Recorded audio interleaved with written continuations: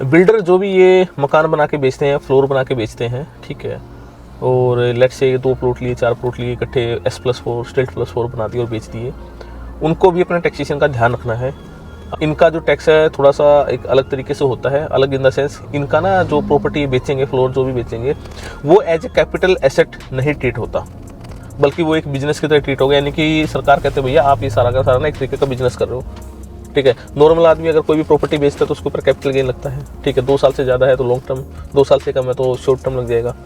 और इनके केस में क्या होगा, बिल्डर के केस में जितने भी आपने फ्लोर बनाए हैं उनको ट्रीट किया जाएगा as a stock in trade, यानी कि वो आपके कुछ पर्टिकुलर यूनिट्स हैं जो टाइम टू टाइम आप बेचते जा रहे हो, उनके ऊपर जो भी प्रॉफिट होगा वो आपको स्लैब रेट के अकॉर्डिंग देना पड़ेगा। यानी कि इंडिविजुअल के ऊपर जो भी स्लैब रेट लगेगी वो लगेगी after considering it as a business income.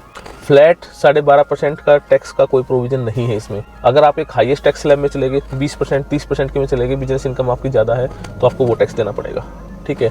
तो ये गलती मत करना बिल्कुल भी कि भैया हर एक यूनिट को एज ए कैपिटल एसेट नहीं मानना, उसको प्रॉपर ट्रीटमेंट देना है एज ए बिजनेस इनकम। हाँ, इसमें जो आपके जो खर्चे होंगे ना वो सारे अलाउड है। भैया आपने सीमेंट ली होगी, आपने रोडी डस्ट लिया होगा, आपने कारपेंटर का खर्चा किया होगा, आपने पेंटिंग का खर्चा किया होगा, मतलब किसी भी टाइप, इवन आर्किटेक्ट का खर्चा किया होगा, जो भी खर्चा किया है वो सारा का सारा आपका अलाउड है। और वो अलाउड होने के बाद उसको आपकी बिजनेस इनकम मान के उसके ऊपर टैक्स का ट्रीटमेंट दे देना है। GST जो रहेगा वो 5% का रहेगा, ठीक है, विदाउट ITC। यानी कि अगर आपने कोई भी इनपुट लिया है सीमेंट की फॉर्म में, आयरन की फॉर्म में, किसी वो आपको अलाउड नहीं है, सीधा 5% GST है बस, विदाउट ITC।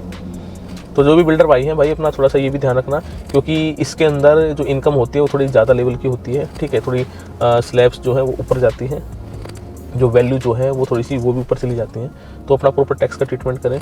कोई और इन्फॉर्मेशन चाहिए हो कमेंट्स में डालें, ठीक है। छोटी मोटी ये बातें जो भी हैं ये अच्छे तरीके से एक्सप्लेन करके आपको दी जाएंगी, ठीक है। थैंक यू भाई।